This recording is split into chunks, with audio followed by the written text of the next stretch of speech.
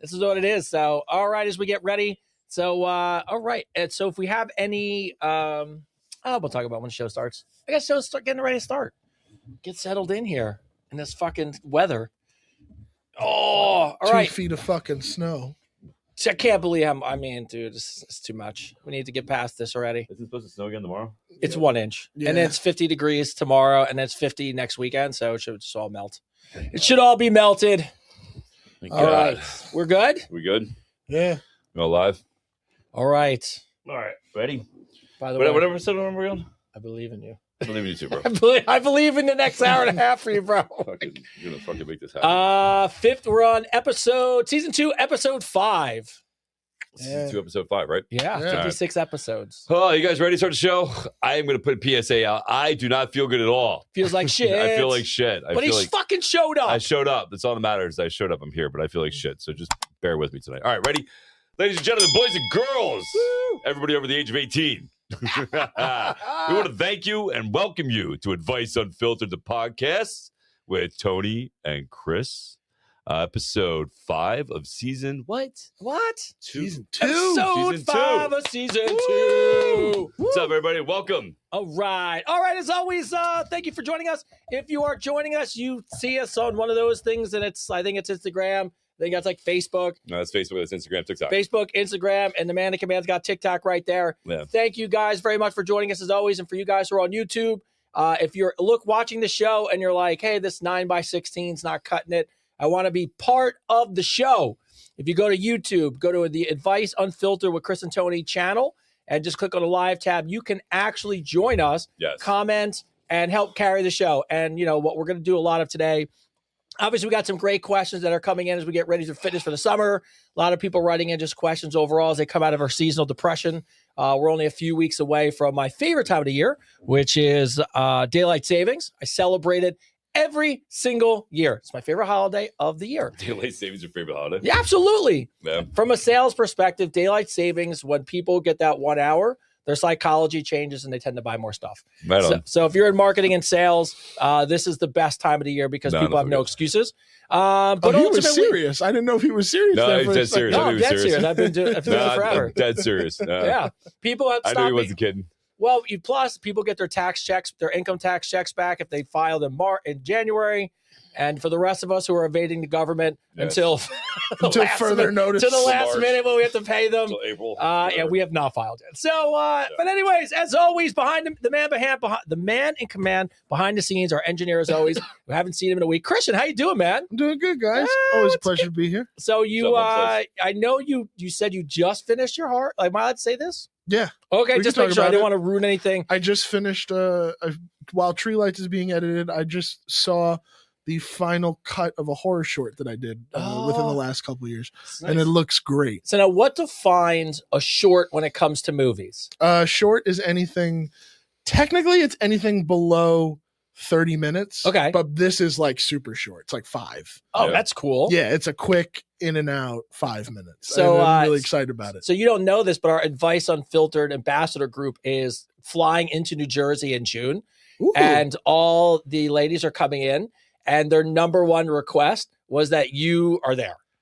Are you serious? Yeah. They want to meet you. They want to see the show. They were like, we want to meet Christian.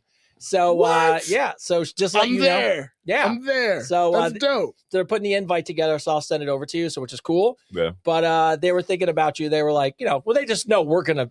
They assume we're They gonna- hear this voice and they're like, yeah, we need more of that. So it was funny. Some were Amen, like, bro. can we come in Tuesday? And I was like, for what? They're like, just work with Christian, hang out behind the scenes, see what's going on. I'm like, yeah, of course. I was like, whatever you want to do.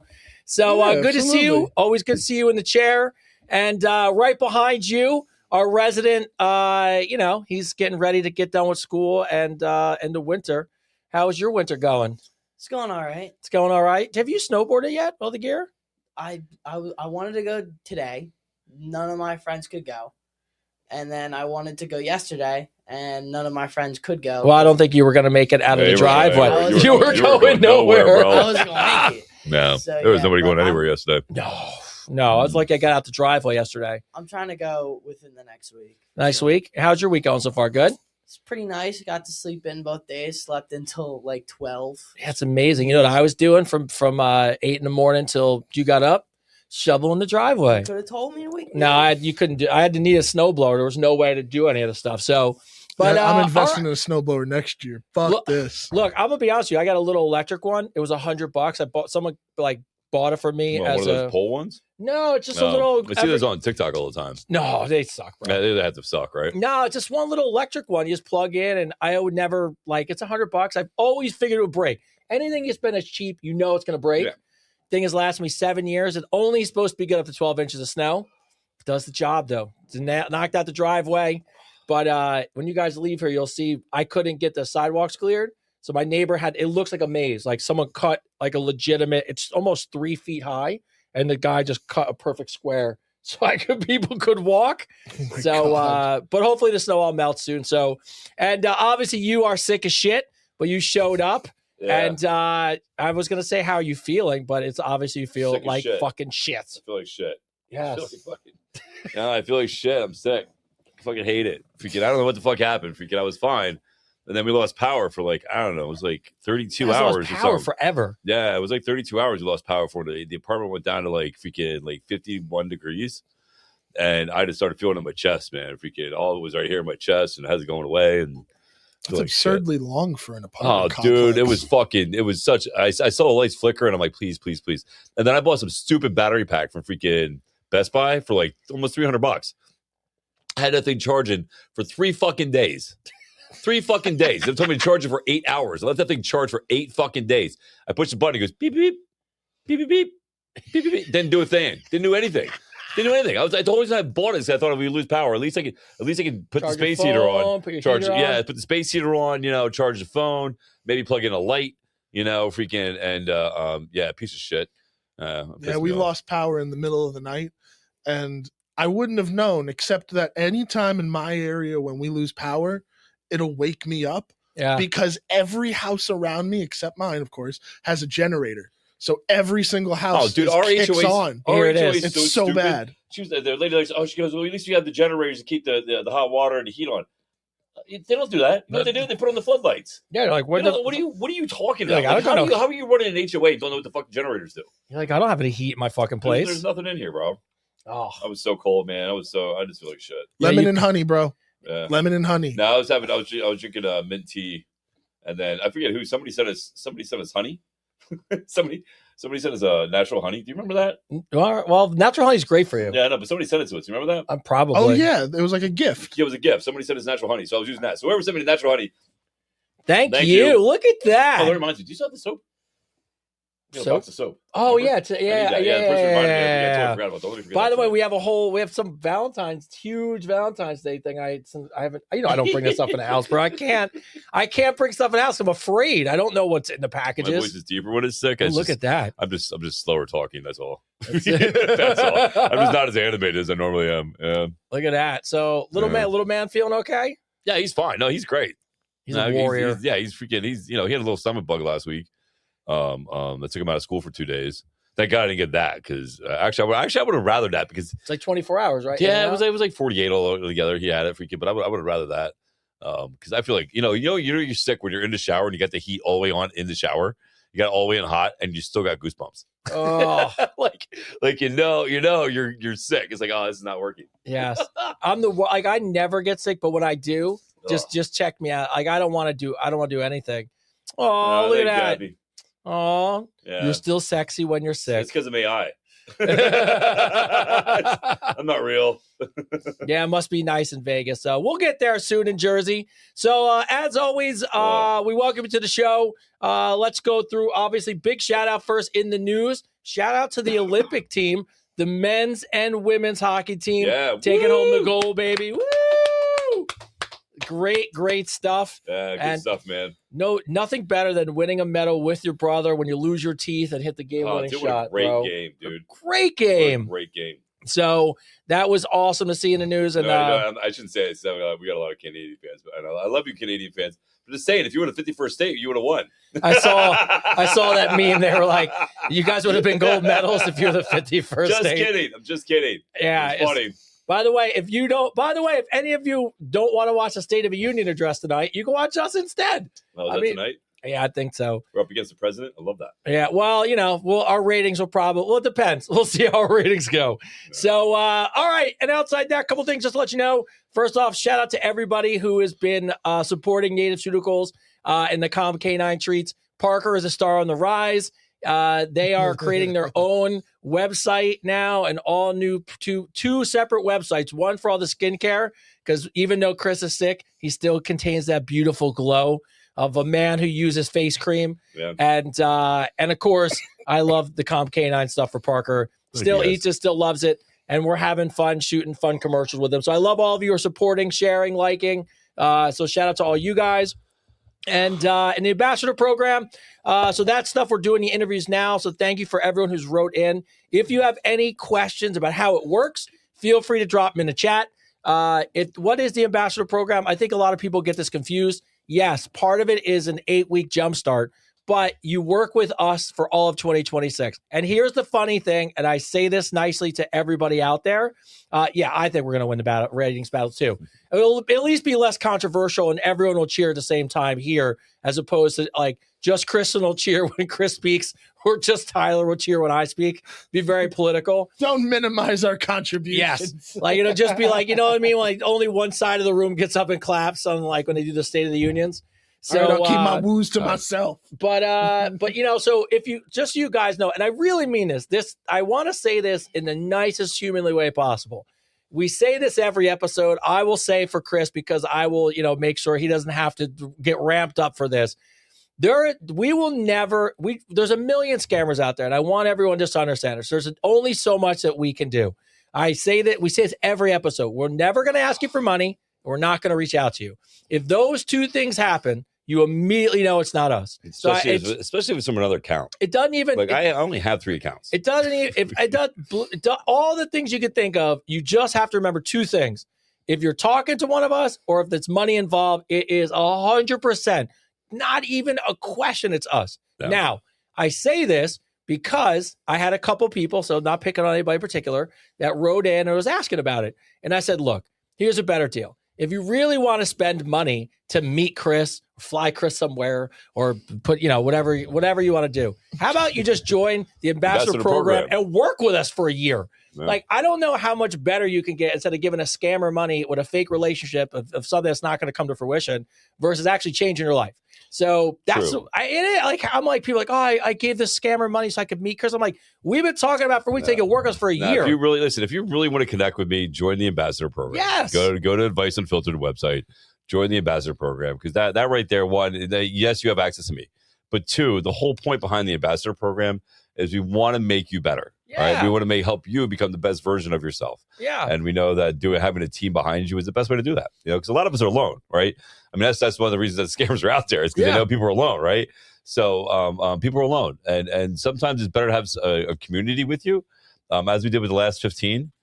Create this amazing community that is driving themselves forward, and each one of them is their own individual success story, which is amazing. So if you truly want to connect with us, and you truly want to make a difference in your life, right? If you're really looking to make a difference, if you're really looking to change, and there's been a nagging in the back of your head saying, I need to do something, then please check out the ambassador program. We interview everybody individually, and we pick you. You know what I mean? We literally interview you and pick you to make sure you fit in. This isn't about making money. This is about helping you and connecting with people. Yeah. And look, I can't think of you guys heard me when the show started. The ambassadors that we currently work with are flying here to hang out with us, work out with us. You don't have to live in the same state. And on top of that, they're actually, and I'm meeting Christian. and also we get coached, and you get to hang out. So if you're looking for a way to connect with the show, but I got to be honest, shout out Rhea.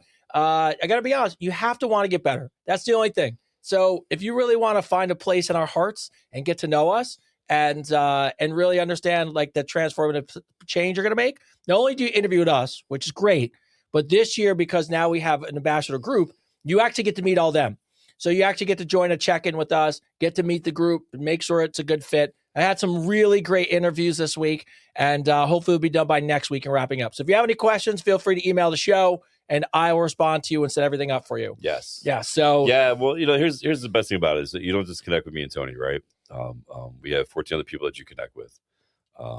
The best thing about this whole community is they are caring. They're really good people. So don't be afraid to take a chance. Don't be afraid to jump on this bandwagon, because it's just one of those things, man, that could change your life, for the rest of your life. We really do hit some really key notes and really help you out. It's not just about fitness; it's about mental health also. And we really do our best to make sure we can do all that for you and get you better. Yeah, I'll be honest with you. They're our friends now. Like, we talk about it. Like, we actually even have 15 new friends. It's really cool. And we see them and we've worked out with some of them. And, it's really amazing. But anyways, if you want to learn more about that, you can actually scan the QR code, or you can go right to adviceunfiltered.com, click on the 8-week challenge, get all the details there. But as always, let's go to shout outs. We'll start the show. We're going to get through this for you, the viewer. And yes, Chris is going to give Chris love through the YouTube, because then he'll feel better. Shout outs. This comes in. Oh, you know what's so funny? I wrote this whole shout out and it was really great. And then I left her name off. You left her name off? I left her name off, but she'll know who she is. I want you to know how much of a positive influence you both have been for me. I started packing up 40 years worth of memories and experiences. In 2016, my husband of 30 years passed away from cancer. I accepted this was going to happen. I was not in shock. So it's almost 10 years now. And on December 24th, that just passed. But she suffered a stroke, which also left her a little bit out of sync. And she spent all of 2025 in her house alone, working she could walk. It's a crazy story. Melinda, is it? So no, it's not Melinda. So husband passed away, had a stroke, been working on her own. And all of a sudden, she found Chris in the good morning. I love it. In the good morning message. I love it. By the end of 2025, retired in July. Let's see. I want to let you know how much help you've been. While packing up everything is not easy, I can only do about 3 or 4 bins a day. I'm putting aside these things to donate, but what an experience it's been. But I'm continued to move forward, and I believe I will succeed with this new chapter of my life. So from the bottom of my heart, I just want to thank you both for your encouragement. I hear you on the podcast and all your daily updates. I just want you to know you're having such a positive effect on my life. Thank you so much. Thank you so much. Thank you. And next time I'll remember to make sure I copy and paste your name. Whoever that was. Thank you. I appreciate you. I'm glad you're doing really well. We're glad you're doing great. And listen, as much as I want to take credit for all that, here's my biggest thing. Like, yes, I can be a motivation, right? But you, and this is why I try to say this, you making that choice, you're the hero in your story. It's not me. You are. You made a choice. You know what I mean? And I truly mean that. So thank you for giving me credit. But you should give yourself a big pat on the back and a big high five, and understand that you made a choice that's not easy, and you making that choice makes you the hero in your own life. And that's not to revert back to the program, but that's what the whole program is about. It's not about us saving you; it's about making you heroes in your own life. That's right. God, I look really tired. I look like you're still handsome. I'm so glad we have some great cameras here. You're still handsome. And this one came in. It was kind of a shout out to us, but also a question. So. Caroline in Edinburgh, Scotland. Hi, Chris and Tony. I just wanted to say thank you for posting about people going through dementia. It meant more than you probably realize. My mom just passed away recently after battling dementia for several years. While I'm grieving her death, I'm also grieving something I didn't expect. I miss taking care of her. I miss the routine, the small moments, even those hard days. For so long, my life has revolved around making sure she was okay. And now that she's gone, there's this quiet space where that responsibility used to be. It feels strange to admit that I miss being her caregiver, even though it was exhausting and heartbreaking. Is it normal to grieve not just the person, but the role you had in their life? 100%. And how do you move forward when that was part of your identity? That's when someone's no longer there. So it's just like being a parent, right? You just like being like your identity as you're raising kids is being a parent. And then they move out and they call it empty nest syndrome, right? So it's similar to that. There's a sense of power. Now I wouldn't say power. I would say a sense of identity in knowing that you're helping somebody, right? And there's an addictive feeling behind that. I get addicted to it. I love helping people. Tony always tells me to tell people no. Yes.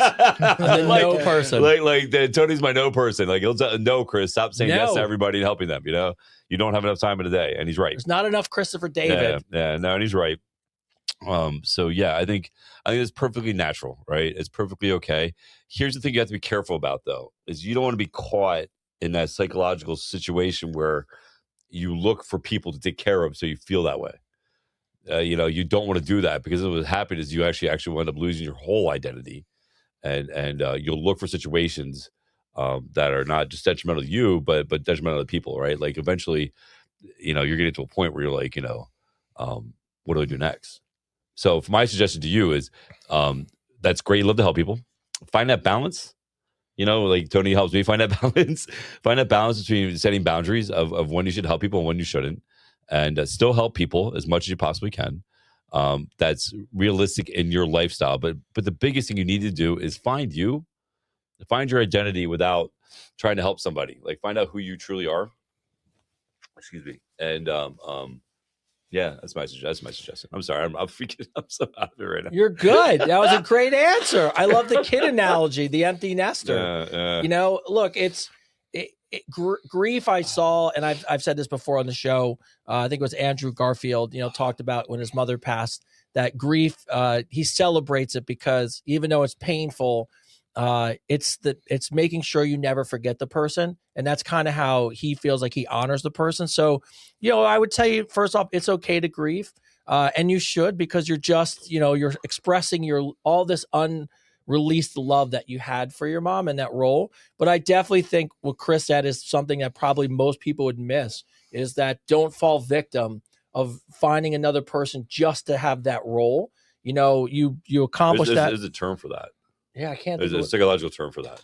Yeah, it's not Munchausen. It's something else. There's another term for it. There's a psychological term for it where you have this need, this urge, to be the careger, and it's not Munchausen. Munchausen is what a mom does to the kid when they poison them slowly or whatever. Yeah, for kid. But there's a term for it. You just have to be careful. Yeah. What is it? Do we have one? Nurturer? No. I'll find it. Yeah, it's all. That's all right. It's not a big deal. Yeah.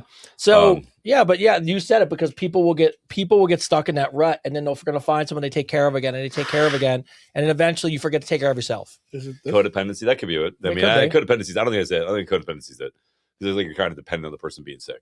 That's not really. I don't think it's codependency. Codependency is where you're depending on somebody to take care of you. You're depending on somebody to fill something for you. I don't think it's codependency, but it doesn't really matter. Yeah. It really comes down to you taking care of yourself and not get caught up in that cycle, because it is. Like, I tell people all the time, people are like, "Oh man, you're so selfless. All you do is help people." Blah blah blah blah. But let's be realistic. I mean, let's be completely fucking honest. This is what I love being honest about it, because it's be true. You helping somebody is the most selfish thing you could possibly ever fucking do, because it makes you feel better about you when you help somebody. And that's what you're really addicted to. You're addicted not so much to caretaking, but the ability that it makes you feel good that you're helping somebody, which is an amazing thing. That is not a bad thing. It's just finding that balance, of not losing yourself in that identity that you have to take care of somebody, right?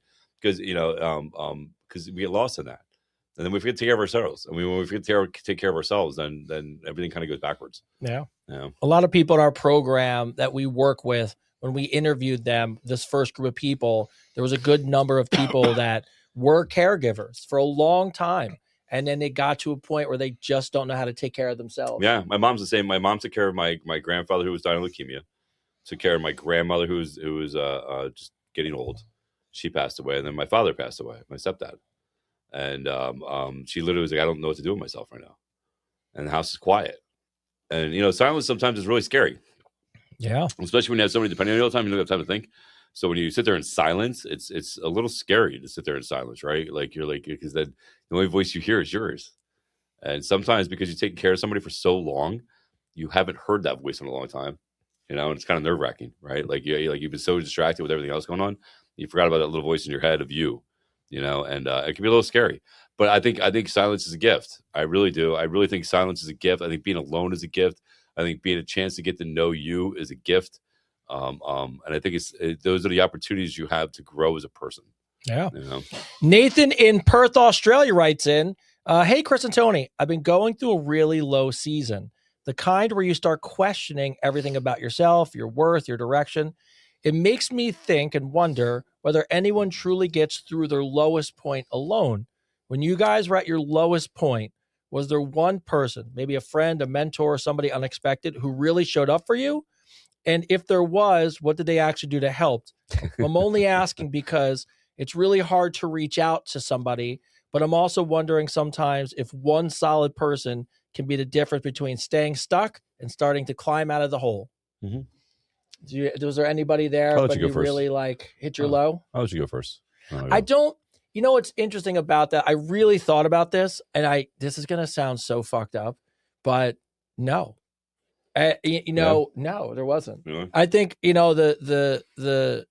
the challenge for me, and I guess that I don't want to say that I wish when I look back on it that there was a person there that just would have been like, I got you.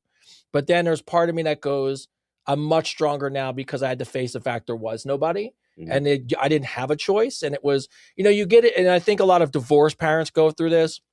In my situation, it's probably a little bit with a lot of people's, and mine and yours are a little bit similar, right? But like, you get to this point where you just aren't given options, and you have two choices. You're like, you can make it work or you don't.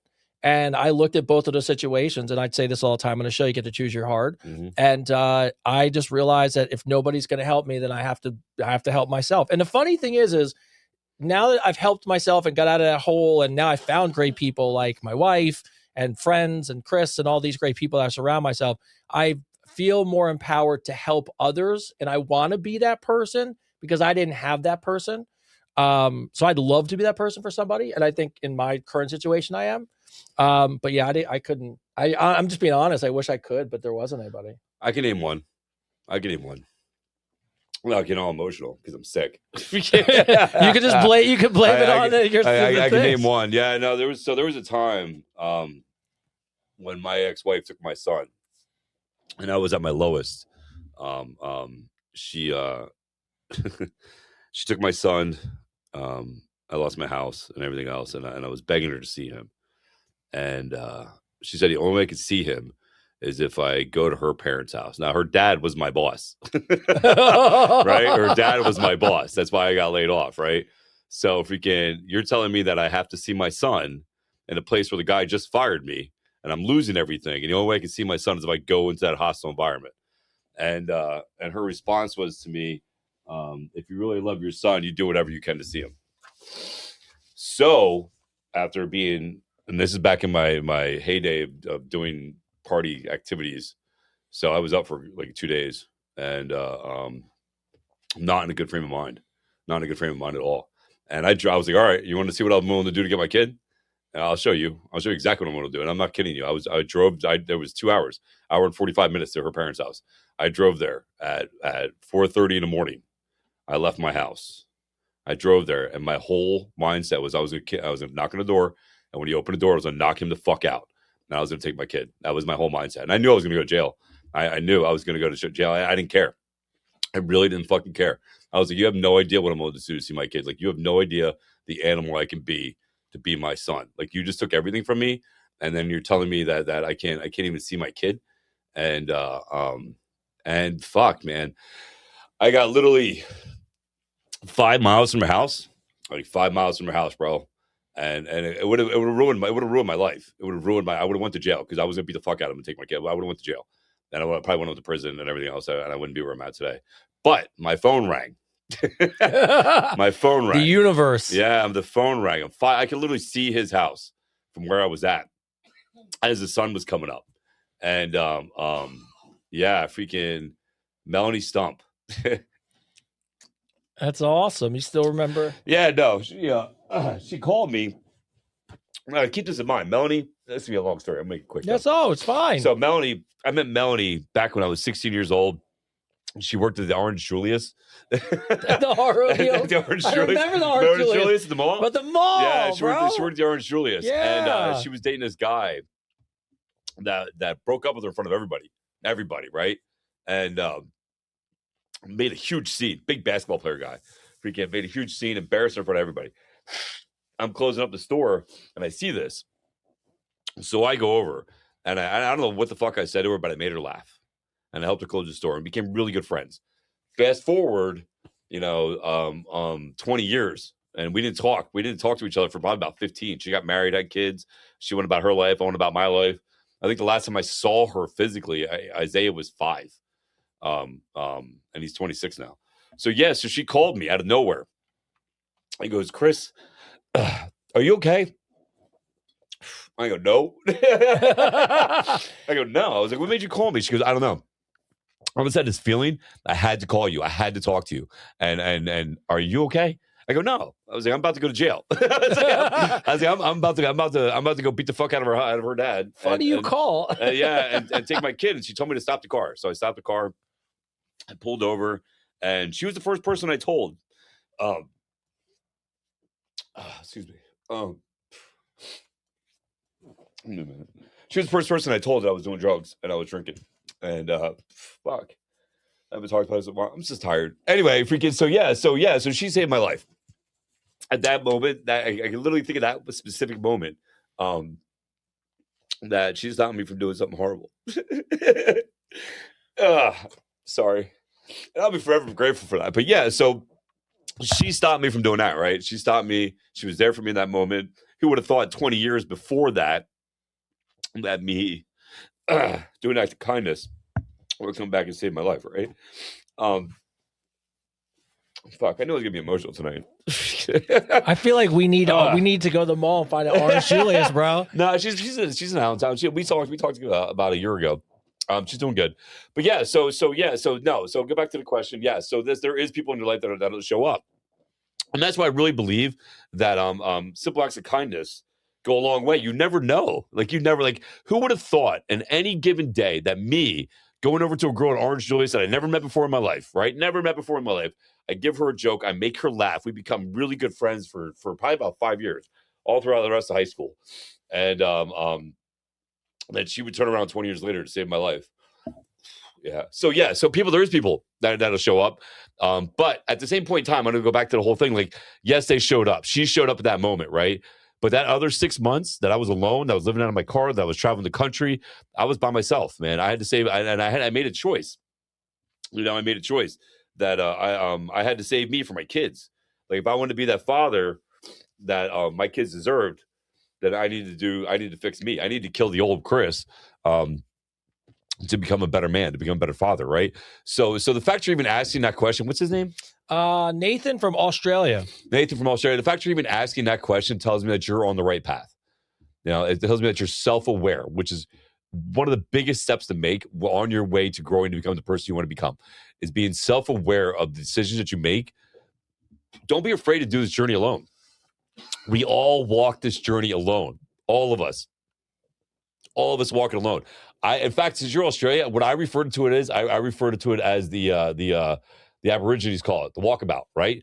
They go on that walk, man, to that red rock by themselves, right? To become self-aware, right? To learn something about themselves. They took this hard journey.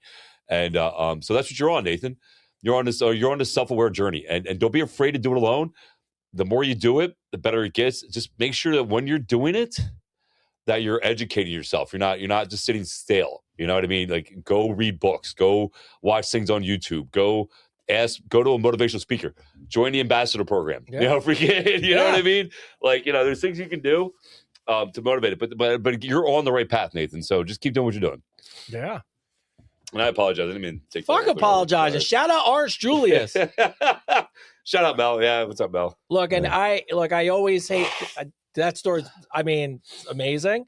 But even the takeaway, you're so right, though. It's crazy that if you really looked back in your life or my life, if I had to really think about it, there's these funny moments where, like, something so random happens. It's a complete stranger.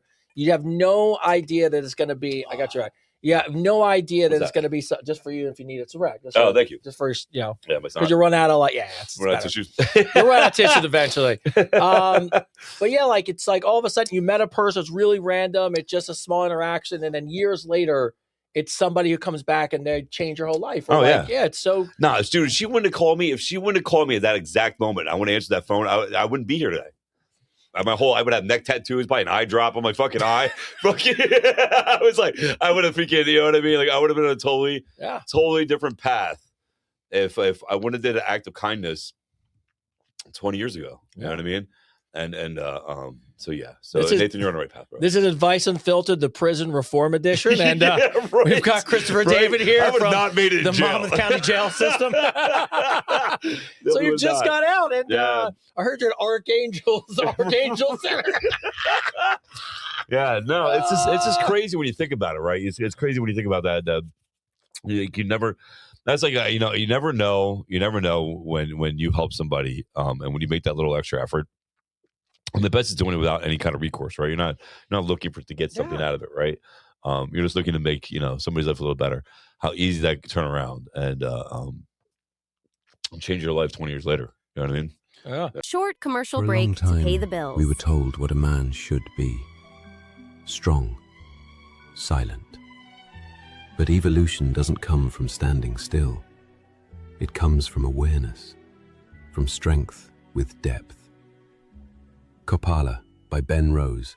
Collaboration with Advice Unfiltered. The evolution of man. Carla writes it now. Carla, I shouldn't even have to answer this question, but I'm going to read it because you wrote in twice, and I guess you really want our answer, and I think this is going to be a slam dunk. Carla writes in, I'm currently 8 months pregnant. I'm suspicious of my husband that he's having an affair because I saw some text messages between him and a coworker that were sexually suggestive. I found out he lied to me about working late when he was actually hanging out with her, and I hired a PI to follow him to a work event. The PI said they spent 2 hours in the backseat of a car. Unfortunately, he couldn't get any photos. Now, this is the part that throws me for a loop, but we'll help you out. I kind of thought maybe it was my pregnancy hormones were making me crazy. Is there any way I'm wrong and this is innocent?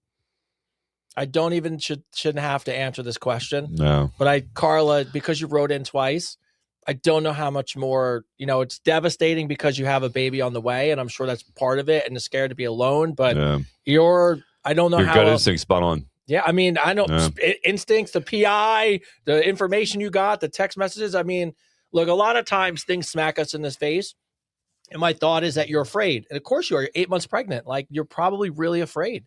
But, something Chris said, you said something last episode. I was interviewing somebody, and I have to give you props. This is so good. So I was interviewing one of the people for the ambassador program. Yeah. And she works at a divorce. She works for a divorce attorney here in New Jersey. Oh, yeah. And by the way, great woman. Name is Karen. And she was talking about how, her mission in life is to help children deal with divorce because a lot of parents use their kids as weapons. Oh, I know. Yeah. 90%. I would like to know a statistic on that. How many parents use their kids as a weapon? I would say it's freaking at least 90. Oh, she talks. If not 95. She talks about it like her goal is to one day create a center where it's affordable for kids to find like a little bit of safety in between the divorce, right?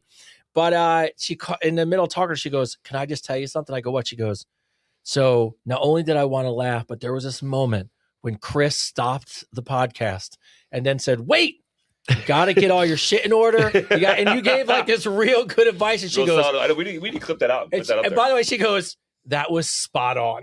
Fuck yeah, she goes, as now I know. That's how. That's you like that. That's what was the impetus for her writing. And she was like, "I can tell you guys know your shit." Thank you. Yeah, we know her shit, man. Was it the episode where the person? Last week. It was last week's episode. Where the guy was had the great mic drop story. We need to clip that out and put that out there, man, so we can help more dads. Yeah, it was the mic drop story about like putting her in an Uber, like she thought she's going on vacation, and just being like, "Here's the folder." And everybody was like, "Great plan, but don't do that." No, all of us were like sold on it, and Chris was the only dissenting voice. He stopped. He goes, "Wait a second, we're in New Jersey." He goes, "We're in a no fault state."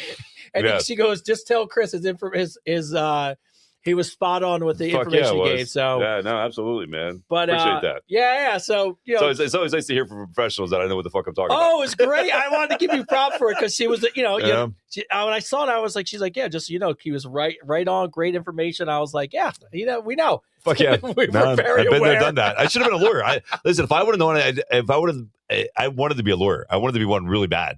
And then I saw how much they lie. And I was like, I can't do that, man. Like, I can't just destroy somebody, freaking because, I had this one lawyer. He was phenomenal, bro. He got my ex-wife out of fucking going to jail. being caught without a driver's license, and she was looking at 90 days. And and my lawyer was so fucking good. He's like, he brought up this great area, said there was some court case in Texas, that freaking blah blah blah. And the judge is like, oh yeah, that's a gray area. He's like, I have to check PennDOT out with that. Case dismissed, right?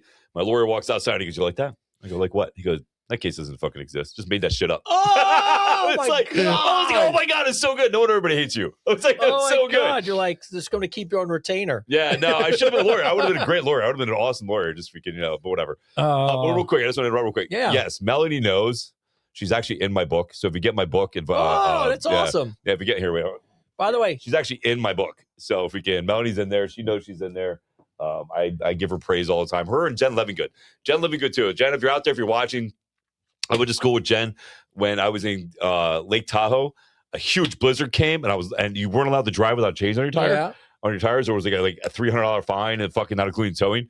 And she got me a room in Lake Tahoe on the west side for like 3 nights, man. So yeah, and I just knew Jen from school. Like she was just good. She helped me because of my dog. But yeah, so there's just certain people out there, man, that are just, and she's in the book too. So there's just certain people out there, man, that are amazing. Anyway, yeah. All right. So yes, Carla, by the way, yes, he's cheating on you. And Yes. You're going to be afraid, but find some family and friends to help you because, you're 8 months pregnant. So Yeah, no, I agree with Christina here. Get a support group, Carla. yeah, absolutely. Yeah.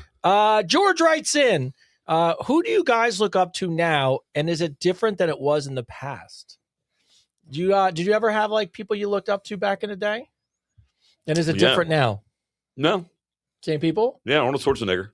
Oh, his story's amazing. Arnold Schwarzenegger. Ultimate Warrior, Hulk Hogan, Macho Man, freaking Oh, yeah. Chuck they're a big Norris, part of our Van life. Damme, freaking Bruce Lee, Jet Li, Jackie Chan. I looked up to all those guys, man. I looked up to all of them. Freaking, they were the whole reason I wanted to be a fighter and work out and be a very masculine man. Freaking.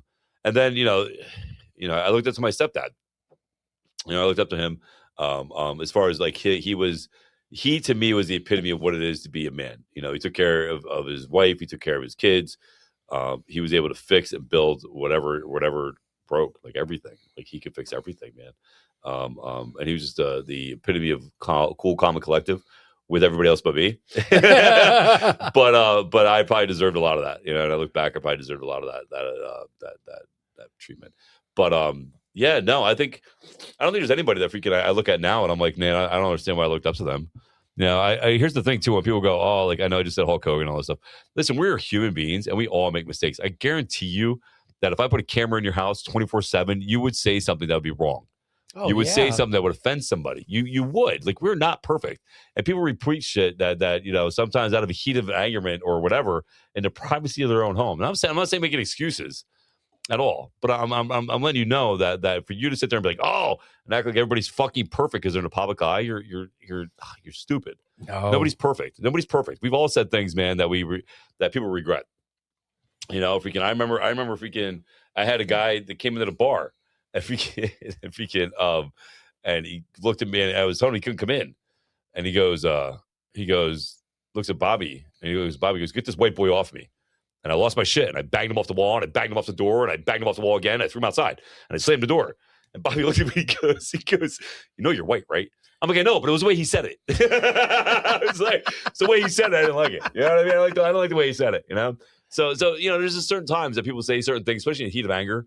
I'm not making excuses, but I think sometimes be holding people to a certain standard that you don't live by.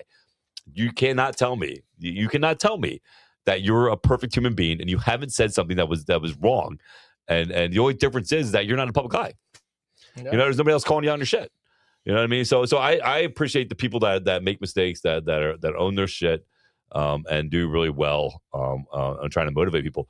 And people forget about Hulk Hogan is that, people forget that he was the guy who made you eat he was the reason I ate vitamins. He was the reason I said my prayers. He was the reason I worked out like hard, because that was his thing. Like, eat your vitamins, say your prayers, and America, Yeah. So yeah. But anyway, yeah, I don't think there's anybody that I looked up to that I don't look up to now. Well, you picked all great. Yeah, I mean, all great ones. So, Yeah. My name's Kevin, and I'm 34, and I've been thinking a lot about what masculinity even means. Everywhere I look, it's a different message. Some people say real men are tough, dominant, and stoic, while others say modern masculinity is about being emotionally open and vulnerable. And then social media debates it constantly, and it feels like no matter which side you're on, someone tells me I'm doing it wrong. Just trying to figure out, as a man... Is it a man telling you you're doing it wrong? I'm trying to figure out what to say. As a man in my relationships at work with my friends, but honestly, it feels confusing. Do men even know today what it truly means to be masculine anymore? I don't think so.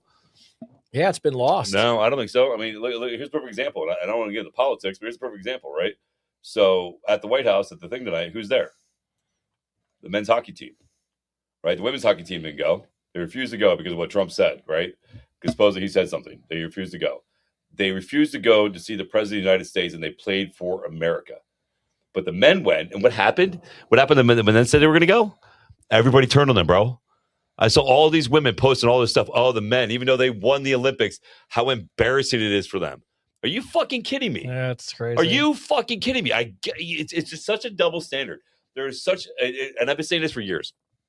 There has been an attack on the male identity for the last 50 fucking years. If you don't believe me, watch any fucking rom-com movie or rom-com TV show. The guy's always a bumbling fucking idiot, and the woman comes in to save him. You know, freaking, and it's the truth. I'm not making shit up. But this is why we're starting this campaign. Oh yeah, to redefine what it is to be a man. You know, because I think this day and age we need more masculine men. It is not toxic to be masculine. It's not. It's fucking bullshit. You know, the world needs masculine men. You know, freaking, and the thing is, why do we need it? Because nothing will get built. Nothing will get built, and your country be taken the fuck over. You know, so yeah, masculinity is something that isn't defined by somebody's opinion.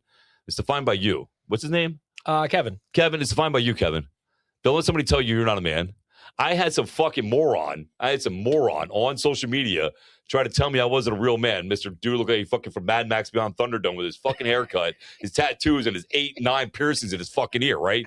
Coming at me saying, oh, this guy's a fucking douchebag and he's not a fucking man. Are you kidding me, bro? First off, be mad at your barber. Don't be mad at me. Be mad at all your friends for telling you your hair looked good because they lied to you, bro.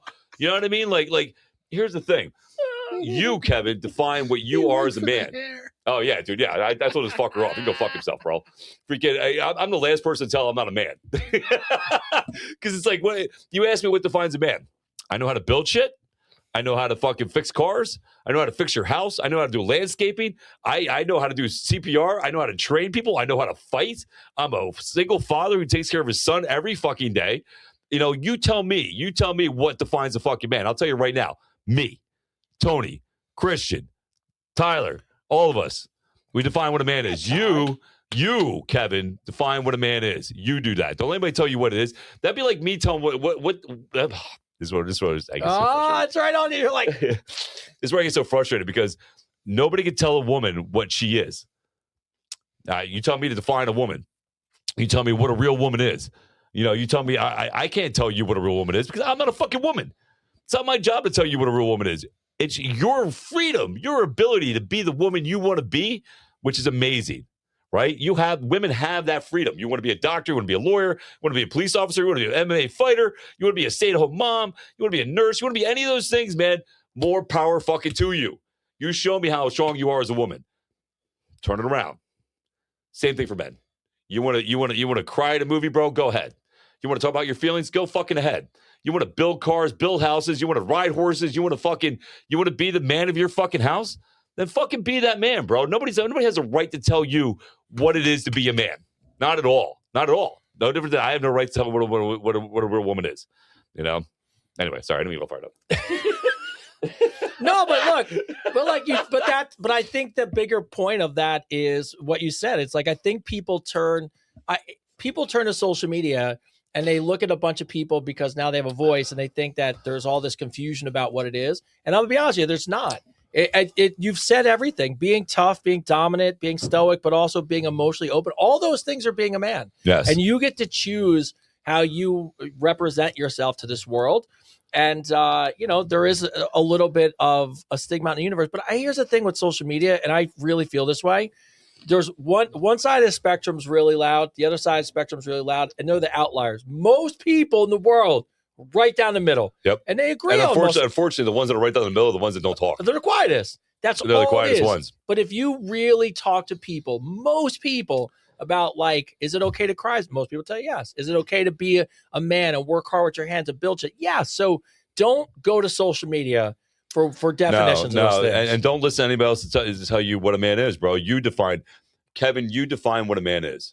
That's your job as a human being, as a Y X is it a Y chromosome? I don't even know. I don't even know. Whatever chromosome is that makes a man. I think it's Y. A man is X. Is it? It's a Y. Is it what It's Y, right? Is it Y? It's why. It's Y, It's Y? right? Your Y chromosome makes a man.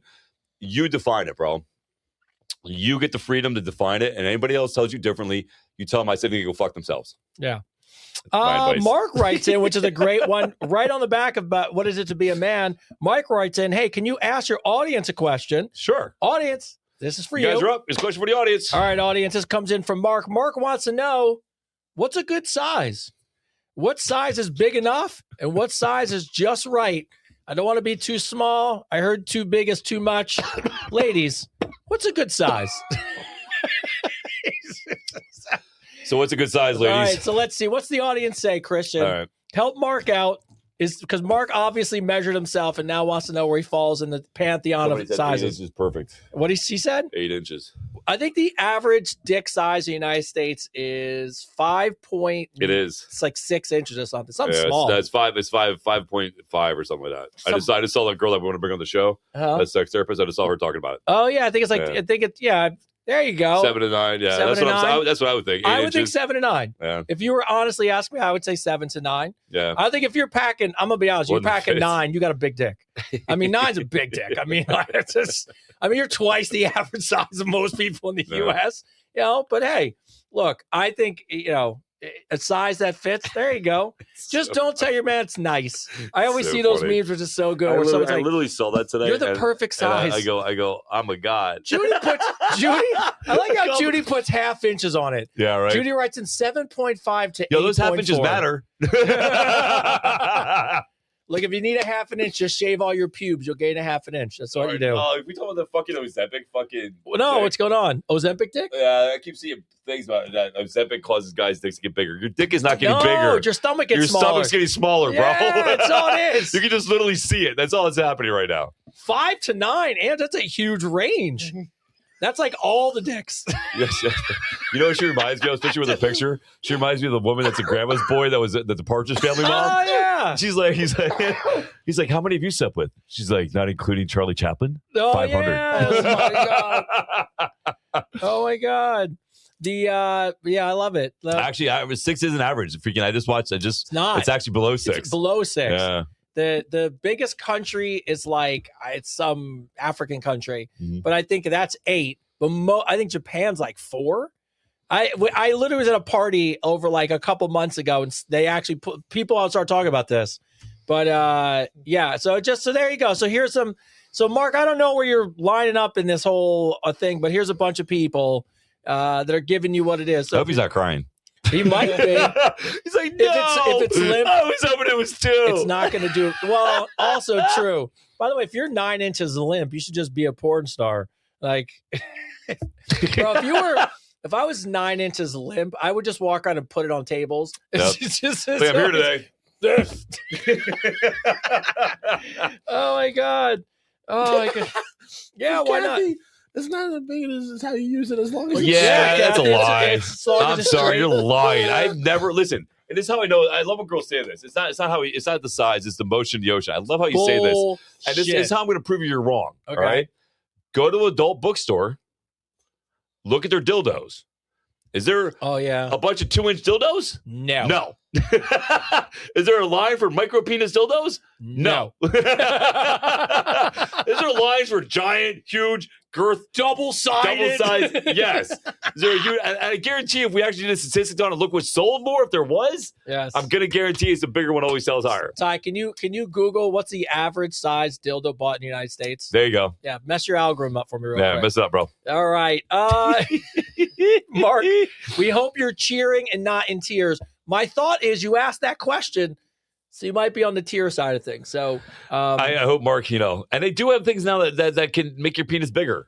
do you know Yeah, the guy who invented it? Yeah. wrote into the show and wants to be a guest. On our show? Yes. There's a couple. We should definitely bring him on. He's wrote in a couple times, and I was on the fence about whether, like, what that, if it would be like a, by the way, I'm sure you're watching, so we have been talking about you as a guest, or I've seen it.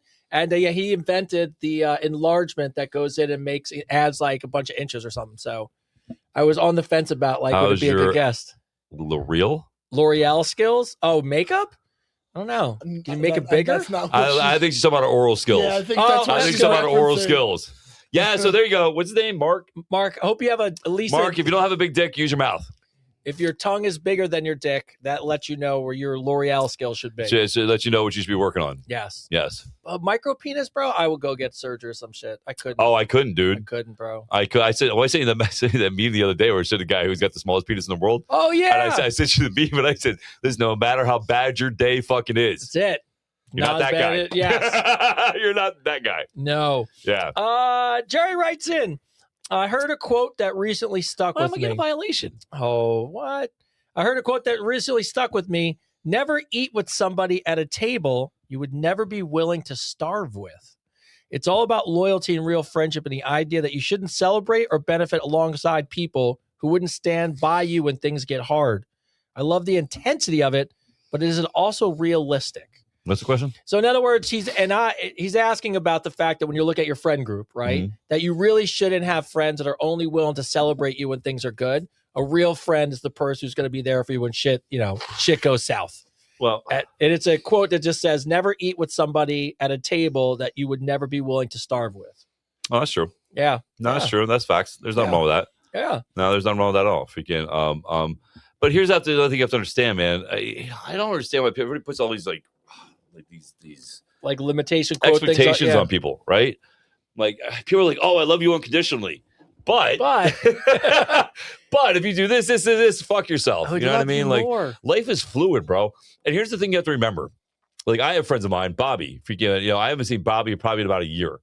I don't want to, but I know if I go 10 years without seeing Bobby, and if I needed him and I called him, he would be there. Yeah. And same for me, freaking, and here's the thing. You can't expect somebody to always be there for you. You literally have to expect you to show up for you, and understand that people are living their lives, man. They're one life on this planet to the best of their ability. Right. I think there should be certain kind of standards, but I want to say expectations, right? Like I wouldn't be going out of my way to help somebody all the time if they never once ever fucking picked up the phone when I needed them. You know what I mean? So that's different, right? But I think sometimes you have to understand that life is happening and it's fluid, and sometimes people just get caught up in their own shit, man. Yeah. And not be so hard on them. Look, you have, if you actually look back at your life, there are just people that come into your life, they say for like seasons and reasons, right? But I do think out of that, I mean, that quote's an intense one for sure. But my friend circle is very, very, very small. Yeah. And the reason it's small, Let me hang him. no, it's just, I thought you pointed, I was going to point back to like, we don't really have Let many. me hang it, bro. There's just two of them. I got like 3 friends, like, but Yeah. but to me, like, and by the way, and I will say this goes back to women, and I hate, I'm not trying to be his person, but I cannot tell you how many women don't understand this. And my wife was one of them at first. When she met me, she was like, "You don't have any friends?" And I'm like, "I have a lot of acquaintances, Yes. but you're asking about friends, Yes. like people like I could count on." No, I don't want a lot. No. And by the way, there's not really a lot in real life. You only have a couple. You know what's funny is back when I was younger, I literally had like 30 friends, right? That I used to go out with a group with on a Friday and Saturday night. And out of those 30 friends, I fought almost every single one of them at a certain point in time. Like literally threw hands with them at a certain point in time. You know what I mean? And a lot of those people I don't even talk to anymore. And I have no urge to, you know what I mean? I've outgrown who they are. But listen, all of that comes with age, right? I was gonna say, I'm glad we're better friends. Yeah, no, all it comes with age and experience, right? You want to surround yourself with people that are not just like I don't surround myself with like-minded people. I don't. I surround myself with people that have opinions and who are strong identities in who they are and secure individuals, because that to me makes me a better person, right? Like I get this guy Evan Glazman, great guy, man. Him and his whole family. Talk about the American dream. His dad was in the Red Army. came over here with nothing, with three kids, I think. And his wife started driving delivery trucks in New York. Now he owns a multi-million-dollar delivery company, right? That him and his two sons run. But me and Evan don't see eye to eye on politics at all. You know what I mean? But we talk about it. Yeah. We literally talk about it. And I love talking to him about it, right? Because I know I can have an open conversation with him where we're both listening to each other. And it's not out of any kind of like, oh, I got to be right. It's like, all right, let me hear what you have to say. And then if we can, and then they talk to me, right? If we can, we talk, we listen. No, the Red Army isn't China. It was Russia. Was the Red Army. If we can, I mean, China has a Red Army too. If we can, but any Soviet or communist country was red. But being able to find those people that can open your thought process is huge. I have conversations with people all the time that I don't agree with, but I'll sit there and listen to them, and I'll listen to them talk, and it'll help me understand where they're coming from, right? And I think this is the biggest thing we're missing in America right now. Like I try to avoid talking about politics, but I think the biggest thing we're missing in America right now is automatically when somebody says they're a liberal or they're a Republican, the wall sets up, and they automatically have to hate that person, and automatically have to fucking shut down to that person. And you forget that this whole America thing is built on the idea that we're not the same, that we have different ideas, that we have different opinions. And that's okay. That is okay. It's okay that you want to vote for the guy in the blue. It is okay that you want to vote for the guy in the red. It is okay. I'm still going to talk to you as a human being, man, because I know you're just trying to do what you think is right, just like I'm trying to do what I think is right too. And I think communicating on an adult level, adult level of maturity, goes a long way. And I think we're missing that right now a lot in society, right? Automatically, when somebody doesn't agree with you, there has to be this thing where you have to hate them. Why? Like, why? Like, people are multifaceted. Yes, you might want to vote for blue. You might want to vote for red. But that's not who you are. Like Evan votes liberal. Like, he's a Democrat liberal. And that's fine. I have no problem with that. I'm independent. So just for anybody starts jumping down the train here, I'm independent. I haven't voted for anybody in years. But I still talk to him about it because I like to know things. But Evan is one of the nicest and one of the most genuine human beings I've ever met in my life. And it's like, for me, for anybody that hates somebody based on their politics, it's no different than being racist for me. How are you going to hate somebody based on the color they choose, and not understand them as a person, and as an individual, man. And if you really want somebody to turn to your side, here's a word of advice for everybody out there going, rah, rah, rah, rah. If you really want somebody to see your politics for what they are, if you really want to see it, whether they're left or right, whatever politics you want, then why don't you try to talk to them as a human being and try to get them to understand your point of view and not feel like you have to hate them and want to throw rocks at them and all this stuff, man. I think we have a lot better communication skills, and I think that's what especially America needs right now. Yeah, it actually, oddly enough, and I know it's an interesting segue, but I tie it back to when we were just talking about masculinity and identity. Too many people want to find their identity by being a part of a team. They're not, they have to be on a team. It's team this or team that. I got to believe everything the team says instead of just being like, no, I'm an individual. Like, I like a little bit of this. I like a little bit of that. And I think that's where podcasts really help because, the podcast space has really helped to have these long form conversations where people can disagree and hear each other out. But you get these little sides where it's like you get these 2-minute clips of this and 2-minute clips of that. And people go to war. And it's like, it's just such bullshit. But I love when two people can completely sit down and have a conversation. To your point, I like being challenged by people who have different points of view, but are also willing to. We're not trying to win an argument. No. We're just talking. Yeah. And I always love those kind of conversations because I think it's challenging. I think it's interesting, but also I don't belong to any team. Like, to your point, I'm going to vote for who I think's the best. Yeah. I'm going to make whatever decisions I want because I feel that way. Yeah. Not anything anybody else has.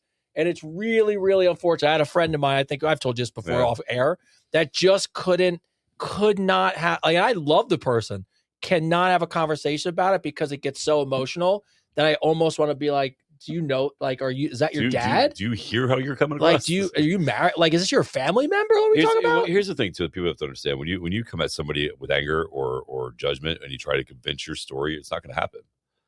Like, if you talk to me like you're fucking, like you're no better to me and I'm a fucking idiot, then I'm not going to listen to you, man.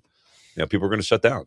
That's automatically how it is. People will shut down the moment you start throwing your view your political view or whatever it is, you start throwing it down their throat like they're idiots and they're wrong for not thinking the same way you are.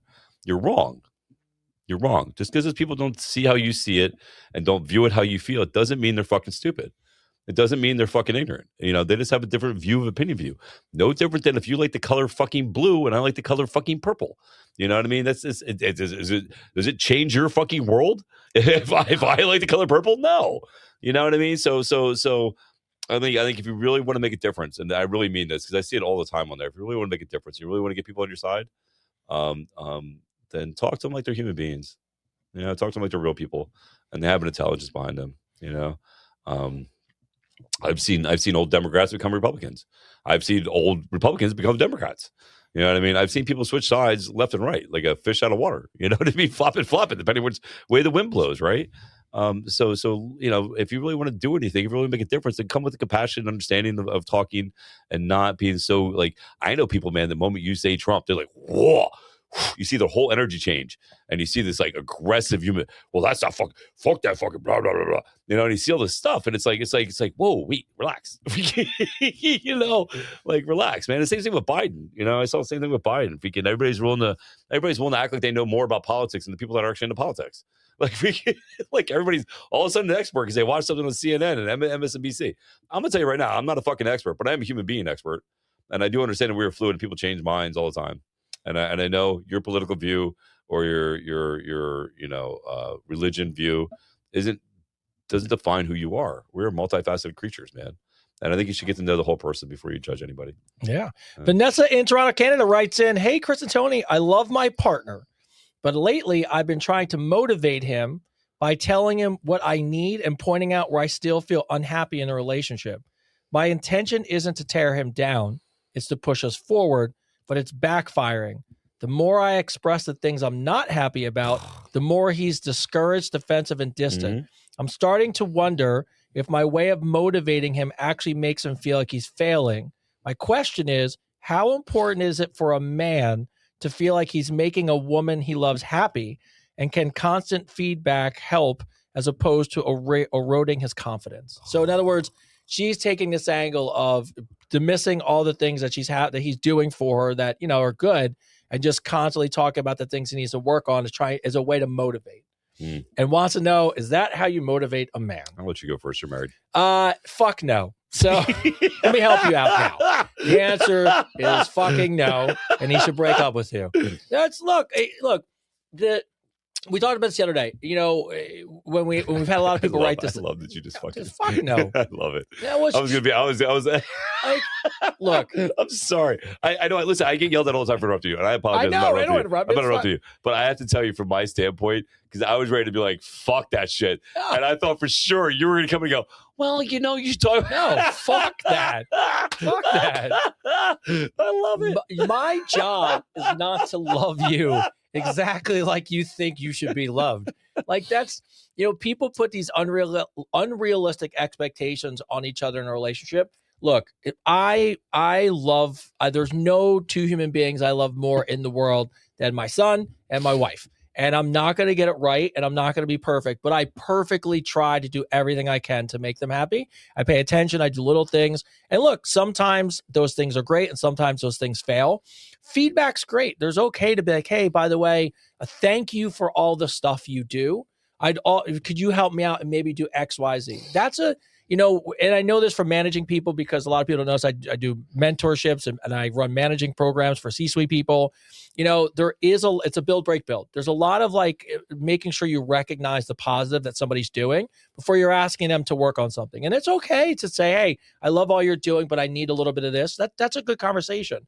But the idea that consistently tearing down, whether it's a man or a woman, we'll stick with the man, that's the way to motivate him is the absolute a 100% way that he's going to leave you, divorce you, and then you're going to cheat on you, and you're going to feel like shit when he's doing all those things for another person, right? And I can say that because people make fun of me. I've had people make fun of me that I'm friends with. Be like, so this is my morning.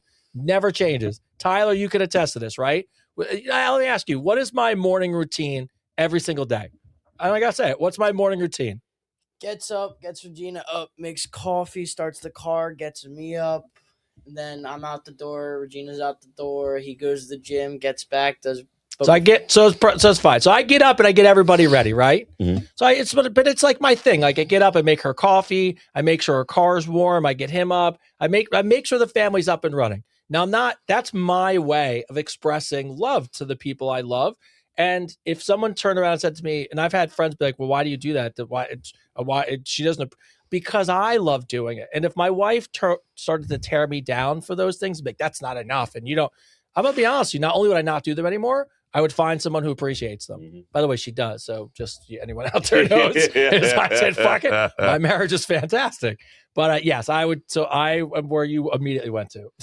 Yeah, no, you're spot on. Fuck that. What's her name? Her name is Vanessa from Toronto, Canada. What's up, Vanessa? Sorry about your loss in hockey. The second place state writes in. Just kidding. Here's the thing. What you're doing is you're setting them up for depression. You're setting them up for a lack of self-esteem, and you're pushing him away from you every single fucking time. I know because I've been in those relationships where no matter what I did, it wasn't good enough, and I felt like I had to prove myself every fucking time. Either I wasn't loving you right, or I wasn't showing my love right, or I wasn't doing what you thought or expected I should be doing. And what that really is a reflection of you. What that is a reflection of you and your self-esteem. I'm going to tell you that right now.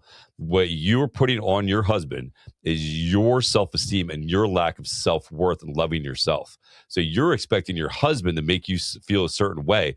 And because he doesn't, you're taking it out on him. But it's not him. It has nothing to do with him. You're projecting your own insecurities, your own self-worth. And what I really would ask yourself, Vanessa, are you loving him how he should be loved? Are you doing what you should be doing to show him how much you love him? Instead of making it all about you, why don't you try to make it about a more understanding about what you're doing to him and really reflect on yourself? Why are you putting that on him? Why are you putting that self-worth, that self-love on him? It goes all back to you. What you're doing is you're putting these expectations on your husband because you don't feel adequate enough. That's exactly what I'm going to tell you.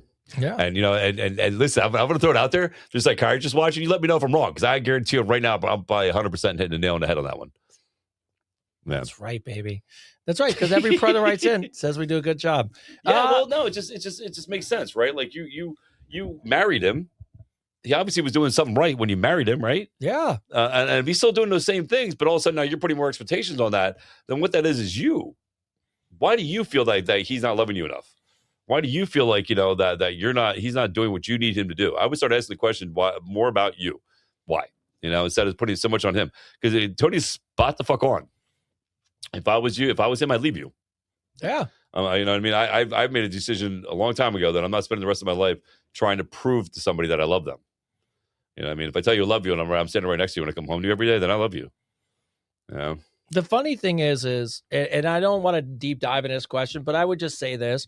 When you go into a relationship, your responsibility, and I think you've said this multiple occasions, your happiness is your responsibility. So when I look at my marriage, what I would tell you is I work really hard at making myself a better person. I go to the gym. I do everything I can to be a better man. I learn. I'm doing everything I'm doing the podcast, trying to build another stream of revenue. I'm doing everything I can that makes me feel important. So then my wife, the things that she does that make me happy are so small, but they're meaningful. It's the hugs, it's the touches, it's the things that I need from her. So I need things that are more meaningful.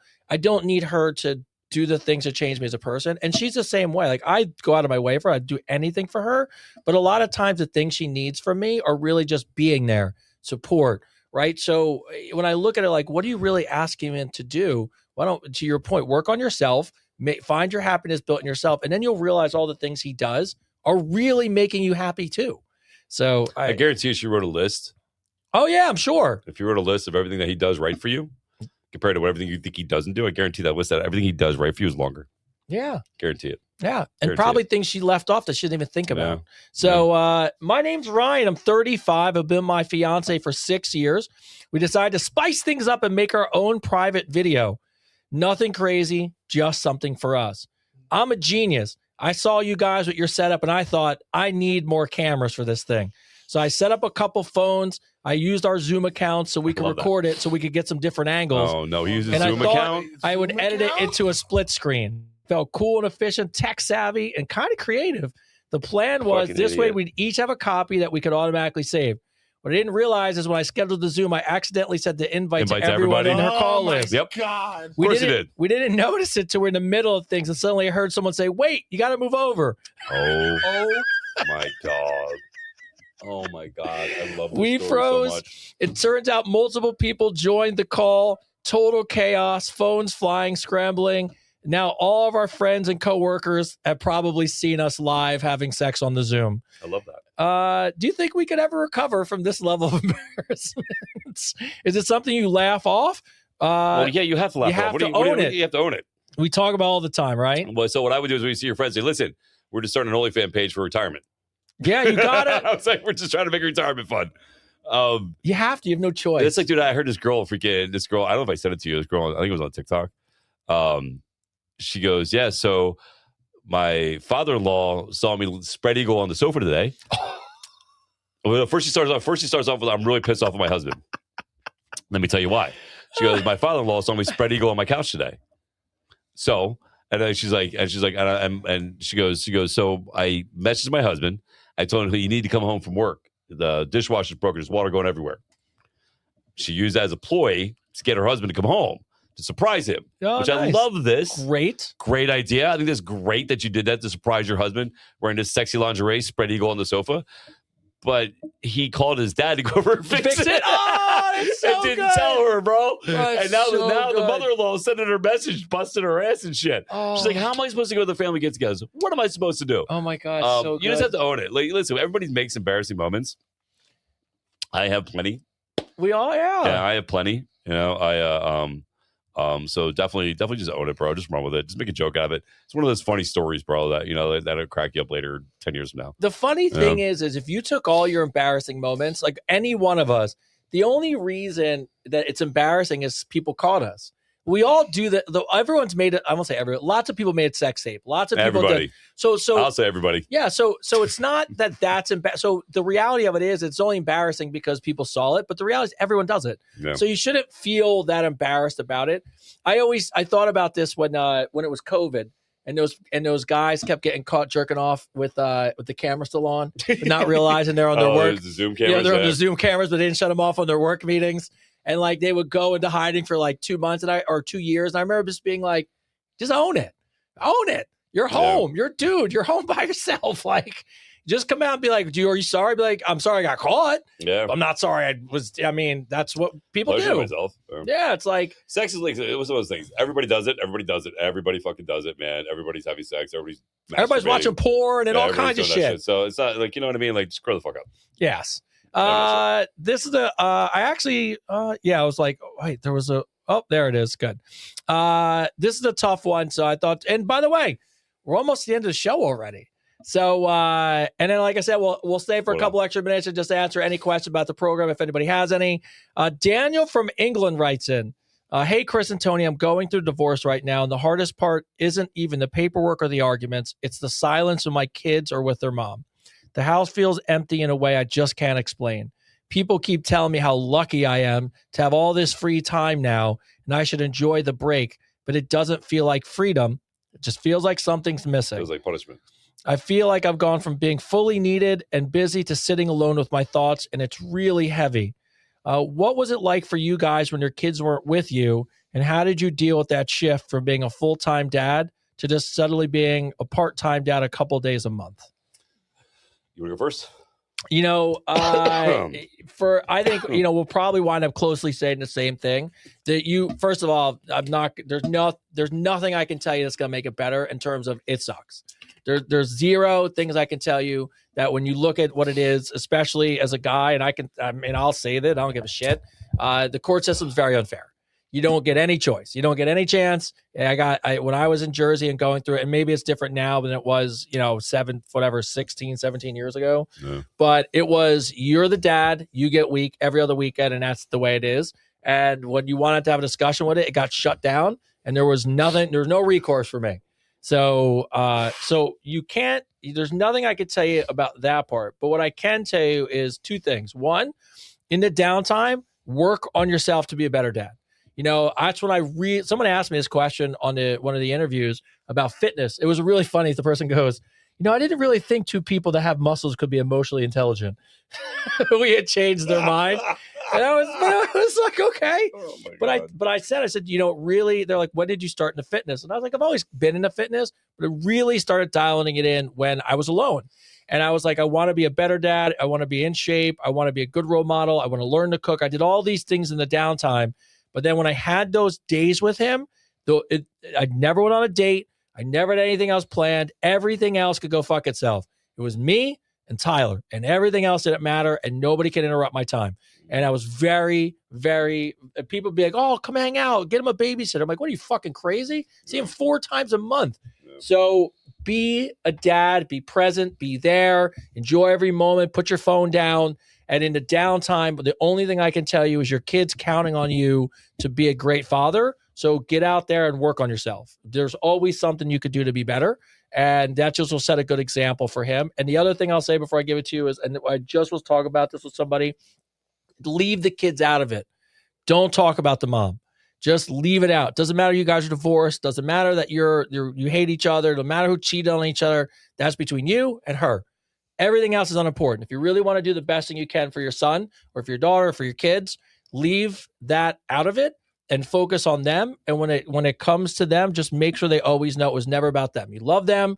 Your mom loves you. Doesn't matter how we feel about each other. It's you. You have to remember that, because they will always remember the shit you talked about the other person, and it will fuck them up for life.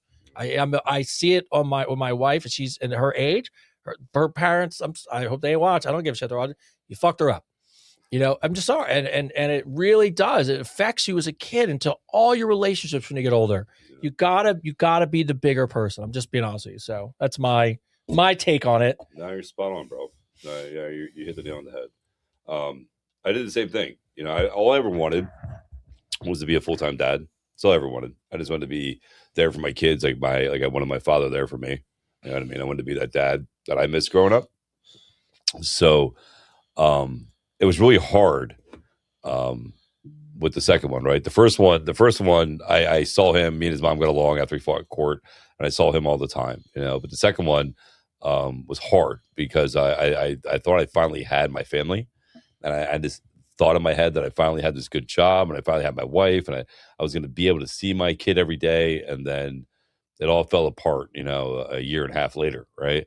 And I went from being promised to be this full-time dad and never missing a day to being told I can't see my kid at all, And then, she went around telling people I was a drug addict, I was an alcoholic, that I was a deadbeat dad, that I didn't want to see my kid, and all this stuff. Most of it wasn't true.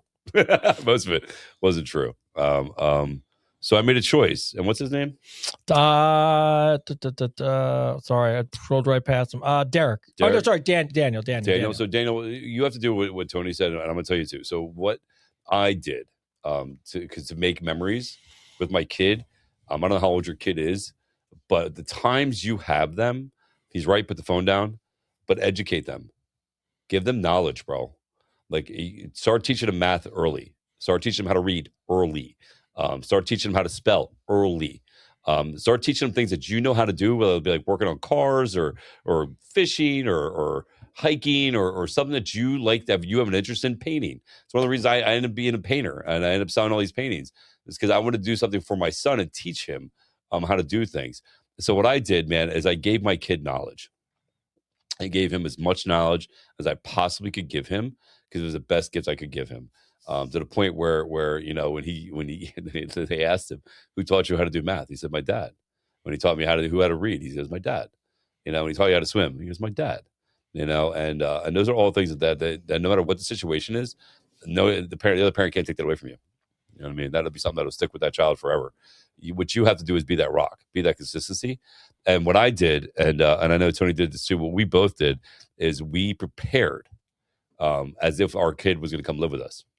That's a good way to put it. Yeah, we prepared as if our son or our daughter, and I don't know what he has, but our sons were going to move in with us. Like, I knew from a very, that eventually there'd be a certain time that my son would want to live with me. I want to be that option. I want to be that secure and that successful and be that father, that the time would come that if he wanted to, not that I was trying to convince him to live with me at all, but that if he wanted to, if there was a situation where he wanted to live with me, that option was available to him. So when you don't, so I listen, when I didn't have him, Tony can vouch, I'd work 10, 12-hour days every fucking day. Like I worked all the time, and I did that all preparing for the time that if he wanted to live with me, he could, and now he does. Now he lives with me, right? He lives with me 24/7. She sees him every other weekend. But he lives with me now, man. And he couldn't be happier. So for you, brother, from one father to another, you can't control her and you can't control the outcome of the courts. So control the controllables, right? Control the things you have control over. What you have control over is how you make those memories of the time with your kid and how you better yourself as a man to be that father that your kid deserves, right? Because even if they don't come and live with you, you being successful, you be the best version of yourself you could possibly be will be such a huge example for them. Because life's going to be hard for them too. I mean, that was one of my things too. That's why I started this whole thing. I started this whole social media thing, and I started this whole motivational thing, and all this stuff because I wanted to be able to say to my kids that if I can come back from being a drug addict and a deadbeat and wanting to commit suicide and all that stuff, if I can come back from all that stuff and be here today, that they can do it too. You know what I mean? And that's where this whole idea came from, right? So be the best Derek you can be. That's my advice to you, man. Be the best Derek you can be. You asking that question tells me you're on the right path. You know what I mean? The fact that you're self-aware like that is all I will say is always is the biggest and first step you have to take is being self-aware. So you're self-aware. So educate your child when you're with them. Make those memories, make those moments. I took my kid hiking every fucking weekend. Every weekend I had him, man. Friday I pick him up. We would go to McDonald's in the grocery store. Saturday, we got up early and we would go chase waterfalls. No matter how far away they were, we would go drive early in the morning, go chase some waterfalls, go hiking for like 7 hours. And then Sunday would be rest day. We would just sit in my house, in my sofa, and we would do like number blocks and alphabet blocks. And we would count Cheerios and I recorded it all, and to this day, my son will tell you that, my son feels like his dad was there, even though I had less time with him, when he was growing up. So be the best dad you can be, Derek. I believe in you, bro. Yeah. And the other thing I just thought about this, and I would be so remiss if I didn't say this to you, Derek, or Dan. Dan? It's Dan. No, sorry, Dan. No, it's all good. Dan from England. Is Dan from England? It's England, yeah. No. This is so important. I don't think anyone talks about this, but it was really, really important for me. And it's really important for Chris, and it's important. I'm telling you, it's just important. You've gone through divorce. You had a relationship that didn't work. It's fine. Your kids will, if you do it right, your kids will feel loved. Please think about this. The people you're going to move forward with and go on dates with and build relationships with, your kids are going to see how each of you treat those people. Outside of becoming a better man and becoming a better person, I also wanted to show Tyler what a good relationship was because he just saw one that fell apart. So it was very important to me to stop being an asshole and an immature kid and, go on all these and do all these things and fuck around and cheat on people and all this shit. And because you start to realize like you're going to be how you treat the next girlfriend or the wife or fiance is what your kids are going to take away from it, especially in a divorce relationship. So also just be mindful that beyond just being a better person, a better dad, all that stuff, which is so important, try your best to be better in your relationships as well. What did you learn from this divorce? I don't know whose fault it was or wasn't, but I always tell people, you've really matured when you leave a relationship and you don't think about what the other person did. You think about what you could take away from it to be better in your next relationship. Think about that when you're in the dating world. Think about that when you're choosing people to be around your kids. Choose wisely because they're watching and you're going to make an impression on them. It's very important. Yeah, or just don't bring them around at all until you're sure you want to date somebody. Yeah, that's what I like. When I had Avery, like I think I've only dated one or maybe two people in Avery's last 11 years of his life. One really serious one. The rest, no. I never gave up my time with my kid on the weekends. And I wouldn't even be on the phone. I wouldn't even be on the phone when I had him on the weekends. I would not even be on the phone. It would just go dark. I would just go dark. Yeah. And I would tell people too. If I was talking to people, I'd be like, listen, this is how I understand something. I'm not going to talk to you all weekend. And they'd be like, whoa, what do you mean? I'm like, because it's his time. It's time. I'm on his time. You know what I Yeah. mean? I'm on his time right now. And here's the other thing, Dan. You want to create that safe place. You know, you want to create that place that's calm. It has a steady energy to it. Kids feed off of that, bro. Like, that's why my kid wouldn't live with me, man. Because out of both households, mine was the safer one. It was the more calmer one. It was the one that was not so stressful. It's not so volatile. You know, it was the one that was peaceful for him, that he could just be himself. So you want to create that safe place, and it starts with you. It starts with you working on you when you don't have him, right, or her. So again, be the best version of you that you can be. And I say this all the time. When you're the best version of you that you can be, everybody that you love and you care about benefits from that. As we bring this show to a close, first off, you survived, man. You survived. You know what I mean? I'm ready to fucking pass. I know you are. So, I'm like I sitting did- here sweating right so now. as we bring the show to a close, if anyone has a question about the Advice Unfiltered Ambassador Program in the last few minutes, you can put them in the chat. Christian will pull it up as we're bringing the show to a close. Christian, how'd we do tonight?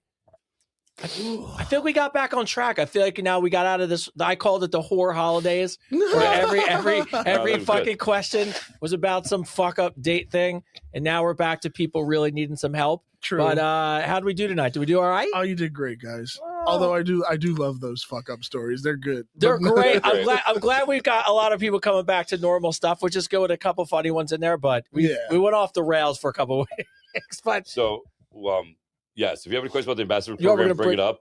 But I also want to bring up what I'm doing March 1st. yes, pull that up. So if you're not watching right now, go to YouTube and you're going to see on March 1st, I am doing a cocktail and what is it? Cocktails. Conversation cocktails. Is that what I'm doing? Cocktails with conversations. There it is. There we Q&A go. cocktail Zoom with motivational speaker Christopher David March 1st. Look at you, handsome picture Yeah. of you. So if you guys are interested in having a one-on-one conversation with me, you want to talk to me, you have a question with me, you can join us. All this money is going to charity.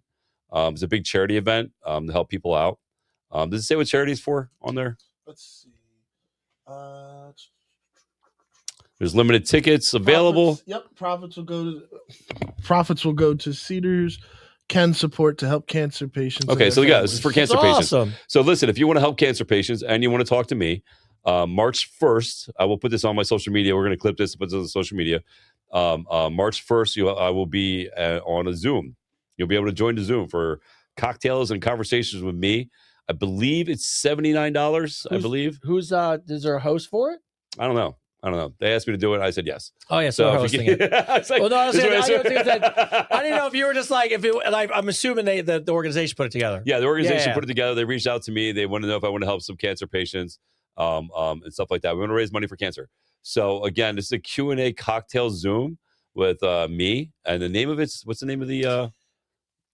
What is the Is actual there- name of it? Christian is it on there. The actual name of Let's the, see. It's by Star. There's limited tickets available. Do you know if it's just is it just you for the cocktail hour? I believe it's just me. Oh, I that believe makes for sense. an hour you're just talking to me. So you Oh, get to talk cool. to me for an hour. For $80, and all the money and all the proceeds go to help cancer patients. Oh, that's great. And we're gonna clip this out and put this on social media this week. Hopefully, yeah, put it out let's go to tomorrow. this. Yeah. And because it is March 1st is what, Saturday? Is it? Yeah, thank God. I think it's Saturday, right? Yeah, something like that. Yeah. So So if you want to have a one-on-one conversation with me, a Zoom conversation with me with some cocktails, I don't drink, so you can drink for me. Join me March 1st. Again, we're going to clip this out and put this on the social media platforms. And again, this is to help cancer patients. So if you guys want to make a difference, man, Yeah. for $80, you can make a difference. drinks and edibles and conversation Drinks, with edibles, Chris- conversations. whatever you do. Yeah, whatever you guys want to talk unwind. about. Yeah, whatever you guys want to talk about, it's absolutely up to you. And back to the ambassador program, we have 6 people right now. We are looking for at least 8 more. Yeah, if not 7 more. We would love to get you guys on there. So seats are limited for that also. Yeah, we can only take on so many people, and they have to be the right people. Yeah, and they have to be the right people. So even if we don't get the number we're looking for, we're going to pick the right people anyway. Yes. So again, check out the ambassador program, and definitely come and check us out for all that, and check out March 1st for the cancer stuff, and then don't forget about the U Rhino thing too. We got the U Rhino charity too. U Rhino. If you guys want to help some rhinos, go to my Baby Instagram rhinos. and let's save some rhinos. You can actually go with me on a safari in April if you're into doing all that. All right. And all right, so Christian, you're good. Ty, do you have any comps coming up for the spring and summer? Nice. The only one there is Arizona. It's Arizona. When's Arizona? June, July. My phone's dead, so I have zero clue. I can't look it up right now. All right. Well, hopefully he got some stuff going on. Anything else going on in your world except for me and you getting ready for in March? What's happening in March? I know what's happening in March. Never Right? mind. Well, first thing I want to do is I'm holding you to this. We're going snowboarding soon. Yeah, we'll go snowboarding for sure. Holding you to that. But besides that, no, life's been nice. We're gonna do some father son content. Ty.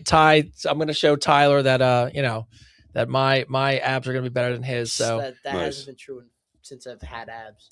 that's a goddamn lie, bro. No, it's not. That is a Who goddamn doesn't lie. have abs? I could wash your clothes in my abs You in could too, 2025, mine bro. Too. We You can put run on I right bet you, now. okay, you both because I haven't eaten shit in the last 2 days. That's always the best. That's the best part of being sick, bro. Right? I haven't eaten Like, shit. drop 11 pounds. Hey, Buzz, I see you're on here. Buzz, have you done that before? It says if you can join Sunday, do it. It's always a great time in those chats. Buzz, have you done it before? This will Sounds be the like first time I'm doing it. This is the first time they invited me to do it. So yeah, I want to make sure we do some good. Yeah. I love Buzz. We're gonna have Buzz coming on soon. Oh, he's coming on. He's doing the Oscar show. Yeah, he's gonna come on doing the So Oscar show. yeah, just so you guys know, Buzz will be on the show. We're working out the date. I believe we'll probably do the Tuesday before the Oscars. Got to look at his schedule, but because he's big in that world, we are going to do an Oscars preview or post show depending on his schedule. Is he on there? Do you want? Is he coming? Is that who's on there? Is that who's doing it? Penny? Is that the person who organizes it? He goes, Penny is amazing. Oh, there you go. All right, so He Penny. knows. Yes. And is he Buzz? Are you coming on before the Oscars or after the Oscars? Buzz, are you coming on before the Oscars or after? Let's see. I think he's coming before. Penny McGregor. Oh, that's a great Scottish name. There you go. I love that. Penny McGregor. Yeah. So Thank you, Buzz- Penny, for letting me do it, by the way. So And asked me Buzz to will do be it. on here once we figure it out, but he'll be our next guest. He's coming gonna on be, before. He's going to come on. We're doing an Oscars preview show. I'm just saying, Buzz, if your suitcase is a lot heavier than it normally is, it's not me hiding it, so I can go with you. There you go. So that's going to be awesome. He interviews some amazing people. He just interviewed the cast of Shrinking, which is one of my favorite shows. So we're going to talk some Oscar stuff with him, which I think will be really fun. And before we get off, as always, I'll come with you, Buzz. You need assistance? I'll come with you, bro. Buzz, we could come as your assistants. And bodyguards. We'll come. Oh, we could be his bodyguards on the red carpet. Yeah, we'll come, I Buzz. love it. As we bring the show to a close, as always, first off, thank you to the team. Thank you to the squad. Thank you for Chris for dragging your sick ass over to the studio. That's like fucking Trippy's. dedication. I'm like dripping sweat right now. Yeah, I know you are. So usually I would touch him more often, but I don't want to be sick. No, don't get sick, bro. But look, if you guys are, second of all, I wrote shout out to Matt Rife. I reached out to your management team. You're going to be in New Jersey. I'm going to be at the show anyways. If you're going to be in New Jersey and you're going to be at the Prudential Center, I don't know why you wouldn't come on a number one podcast in the world for self-help and self-improvement. And by the way, it's 40 minutes from the fucking Prudential Center. So hopefully your management team gets back to me. That would be awesome to have That'd Matt be Wright. amazing. Be awesome to have Matt Wright as a guest. And then beyond that, look, the ambassador program, what I would tell everybody, if you want to be, I'm going to say one fucked up thing, and then I'm going to say one better thing. The fucked up thing is for you people who keep falling victim to scammers, and you're trying to be, have conversations or be in this world, there's only a few things that are real. One is Conversations with Chris is coming up March 1st for the cocktail stuff, Chris, which is bring up great. that one. And the other one is Show the one. ambassador program. Because Who's on it? is that one? No, go ahead. Keep talking. So, the ambassador No, you're program just on is a way it, not right there. only to have access to us, which is great. Oh, look at that. You're going to come to LA? Faster. You fly me out, I'll come do it.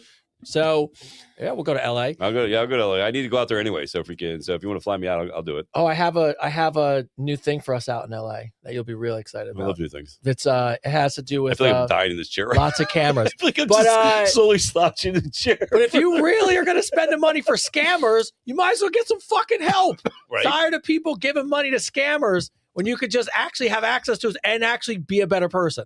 So that to the side for a second. I can't believe somebody actually told me they didn't mind giving the money to a scammer because they didn't want to get they didn't actually want to better their life. I was like, it's the craziest shit I've ever heard. Secondly, look, our goal of the podcast, people ask us all the time, like, oh, well, you're gonna take the show on the road. Get all that stuff. Take the show on the road, go to a network, fuck great. None of it's important unless we help people. And the reality of it is that that's the, you have to be willing to invest in yourself. You have to be willing to put the work in. But if you connect and feel like, the community is what you need and you're not in a good place and you don't have the people around you that can support you and get you there, it's not just about fitness. fitness is a huge part of what we do in terms of our daily lives and the community, but so much more of it is about the mental health part of it, not being alone, having people actually push you. My friends are fucking fantastic. They don't give a shit if I go to the gym. They don't care what kind of dad I am. They're not motivating me outside myself. And now the community of people I work with, like Chris, the fact that me and Chris still joke all the time. For years, like I've known you forever. For years, me and Chris have been talking. For 1 year, my running, It's only been a year. My running thing is always, I don't want to be the fat co-host. But what I always joke about is like I have a legitimately great friend who motivates me to be better. And you need that in your life. So if you really are looking for someone who's going to keep track and stay accountable, and you got to be willing to put the fucking work in. But if you really want to work and be part of the show and everything that goes into Vice Unfiltered for an entire fucking year, I don't know what could be better than actually meeting with us, working with us, and then having access to us. Conversations with us. And then it just helps us because we want to help people. Yeah. So, but outside that, I want to hand it over to Chris because before he passes out, thank you, Shannon. Shannon's the best. Shannon's been an OG. All right, so I don't want you to pass out before you go home, and bring this show to a close, sir. All right. This is what we do in showbiz. We just bring it in here. All right. Oh God, everything fucking hurts. Everything fucking hurts. All right, you guys ready here? All right. First and foremost, thank you. Yeah. I'm living proof, and I mean this, that just showing up makes a difference. I showed up today. I knew. I'll be 100% honest with you. I just wanted to lay in that bathtub and not fucking move today. I said, "What a freaking move!" But I'm here, and I'm here because I care about all of you. And I promised I'd be here every Tuesday at 8:30, and here we are. I just want to say, as far as the ambassador program goes, even the charity stuff, just showing up is what matters. If you really want to invest in yourself, if you really want to make a change in your life, if you really want to be a better person, and you feel like you can't do it on your own, the ambassador program is the best way to go. It is one of the best programs I've ever been a part of. And what's great is it's real. We're not out here trying to sell you a fucking quick fix. We're completely 100% honest with you that it takes work. But we're willing to help you do the work. We're willing to help you, show you how to give you the tools. As I tell people all the time, man, I can show you how to build a house, but I have to give you the tools. And if you don't use the tools to build a house, then the house doesn't get built, right? So build your house. There was some lady that messaged me and told me that her grandmother gave like $25,000 or like $50,000, some scammer. And then I sent her a message. I sent her a video message saying, if we can, hey, this is not me. If we can stop sending this person money. And she thought I was a scammer. She literally said, oh, that guy's not real. He's trying to scam. I'm like, oh my God. Some people just don't want to believe it. But listen, if save your money for things that are important, don't give it to somebody to meet me. Give it to the ambassador program. Give it to this cancer charity that you actually get to talk to me. Give it to the rhinos, save the rhinos, but join the ambassador program. Let us help you help the world. 'Cause that's really what it comes down to. I can't say this enough. I know I say it all the time, that the moment you take care of yourself, the moment you become self-aware, the moment you stop pointing fingers and wanting to judge everybody else for the world not being how you want to be it, and you take responsibility and you take that step, everything in your life changes. Everything. I give you my word. Everything changes. And not only that, but everybody you love, man, your kids, your spouse, your family, your friends, the moment you take that opportunity to be more self-aware, to change your life, to become a better person, everybody you love benefits from that. And we're living proof of that. As always, we believe in you. We believe in the best in you. And I just want to remind you, the world is a better place because you're in it. And thank you so much for watching the show. This is Advice Unfiltered, episode 5, season 2. All right, thanks everybody. Calm Canine by Native Cuticles.